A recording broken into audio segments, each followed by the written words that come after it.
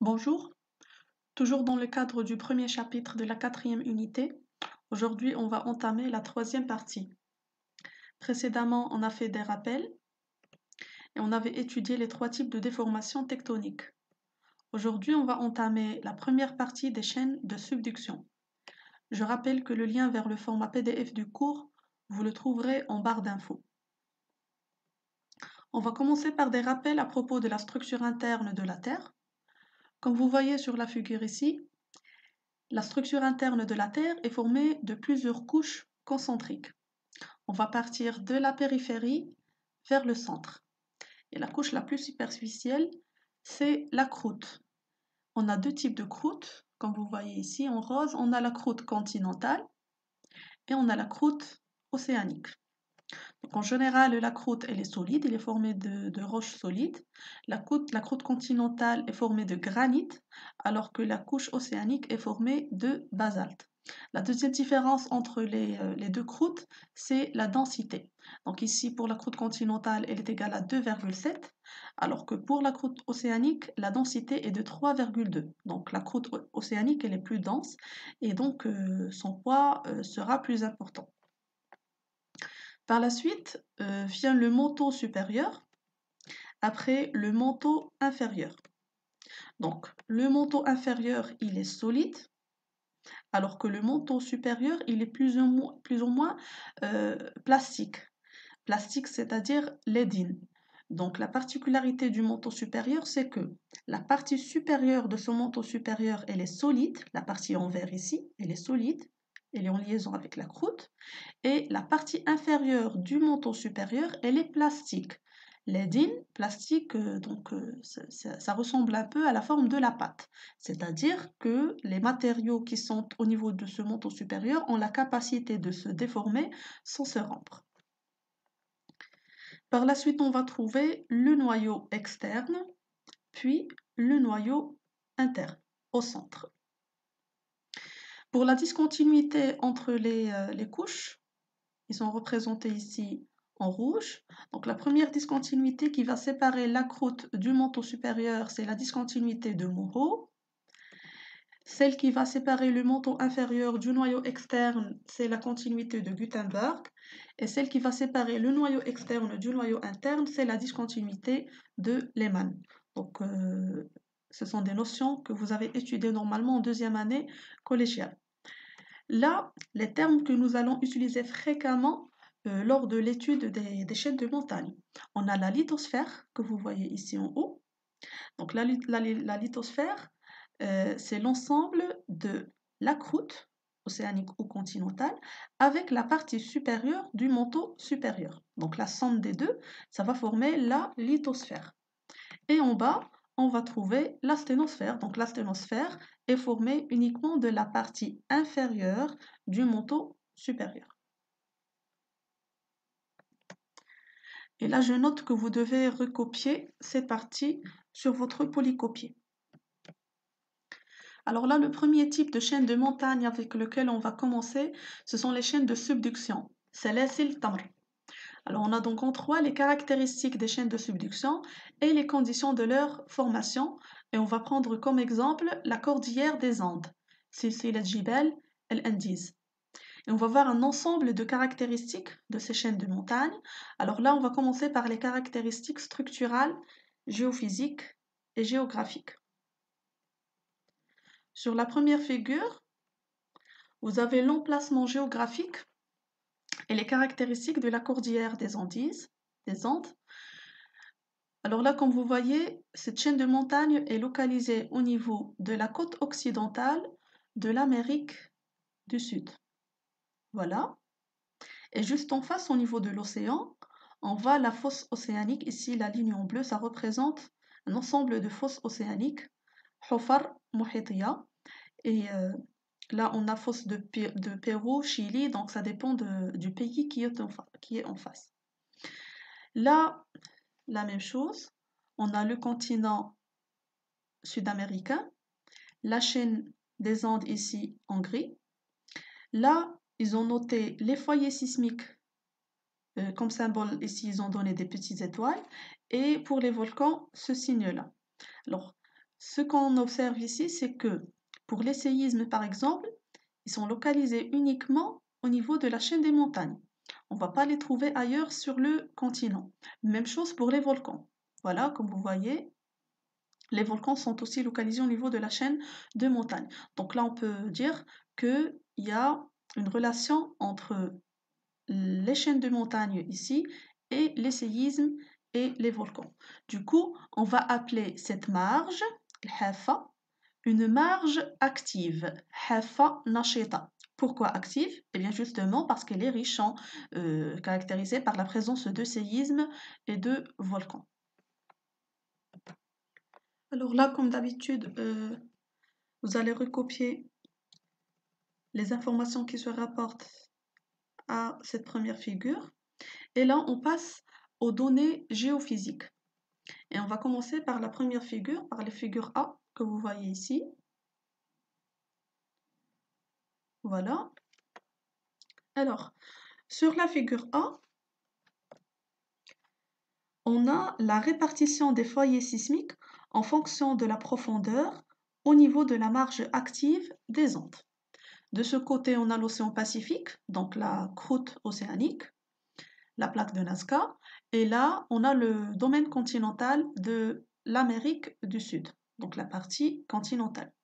Et là, si on voudrait donc décrire la répartition des séismes à ce niveau-là, eh bien, on observe que l'activité sismique de 1, elle est importante, voilà, donc plusieurs foyers rapprochés, et la répartition, elle se fait en profondeur sur une surface inclinée allant de la fosse océanique, voilà la fosse, حفرة محيطية, d'accord? Donc de la fosse océanique s'enfonçant sous le continent, voilà, en profondeur. Et là, ce plan de répartition des séismes, on va lui donner un nom, c'est le plan de Wadati-Benioff. Donc ça serait le nom du géologue qui a découvert donc ce plan. Alors pour expliquer ce plan incliné et qui s'enfonce en profondeur juste en bas de la cordillère des Andes, on va faire ici un petit saut en avance et on a le schéma suivant qui représente le phénomène donc qui se déroule juste en bas de la cordillère. Voilà, donc on a la plaque lithosphérique océanique, Nazca, qui est ici une plaque plongeante qui va donc s'enfoncer sous la plaque sud-américaine. Et comme vous voyez ici, la répartition des foyers sismiques, c'est au niveau de la surface de frottement entre les deux plaques. Et donc c'est ce qui va expliquer les foyers sismiques à ce niveau-là. Maintenant, on passe à la figure B. Donc la figure B représente le modèle des isothermes en zone de subduction. Qu'est-ce que les isothermes? Eh bien, ce sont ces lignes, donc ce sont des lignes théoriques bien sûr, sous la surface de la Terre, et chaque ligne va représenter la température qui règne à une certaine profondeur. Et bien sûr, normalement, tous les points qui appartiennent à une ligne ont la même température.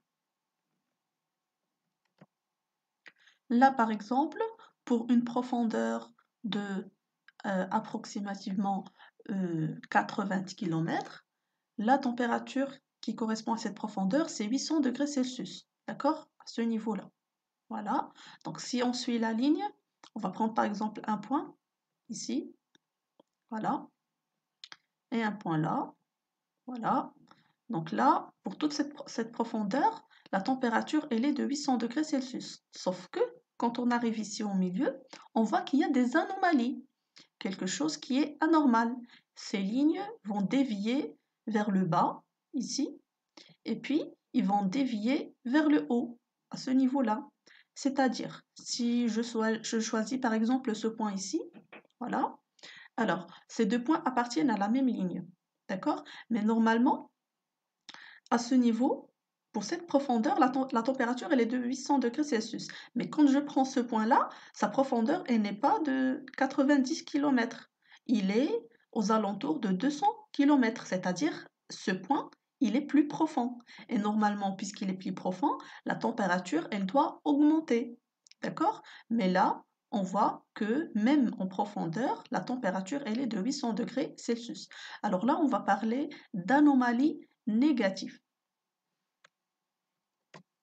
Alors, une anomalie négative, c'est une température qui est inférieure à la normale. Voilà. Et là, donc, ça correspond justement à la région de la fosse océanique. Voilà, donc là, c'est le lieu où s'enfonce la plaque océanique sous la croûte océanique sous la croûte continentale. Deuxième type d'anomalie, c'est à ce niveau-là, en dessous du volcan. Voilà, donc si je compare toujours ce point avec les deux points normaux avec lesquels on avait commencé. Donc là, pour cette profondeur, la température, elle est de 800 degrés Celsius.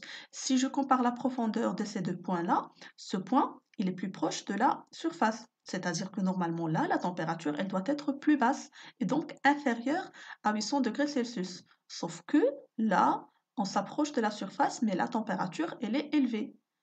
Voilà, donc là, on va parler d'une anomalie, cette fois-ci positive, c'est-à-dire une région qui a une température supérieure à la normale. Et là, comment on va expliquer ceci? Eh bien, justement, voilà ce que vous voyez en haut. Il y a un volcan. Quand on parle de volcan, on parle d'un magma chaud qui se déverse sur les côtés. Et donc, ce magma, il provient justement de là. Et donc, la température, elle est élevée puisque le magma qui monte va entraîner avec lui sa température élevée vers la surface. Par contre, comment on va expliquer les anomalies négatives qu'on a vues ici?